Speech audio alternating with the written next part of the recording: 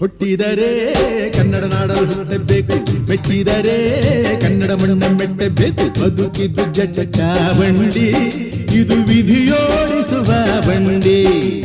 ಬದುಕಿದ್ದು ಜಟಕ ಬಂಡಿ, ವಿಧಿ ಅಲೆದಾಡಿಸುವ ಬಂಡಿ.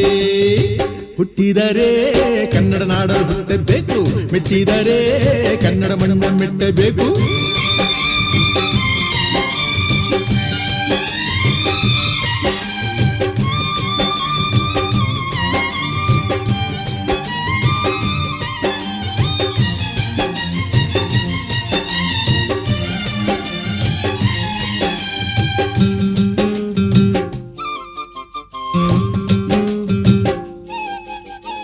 ಕಾಶಿಲಿ ಸ್ನಾನ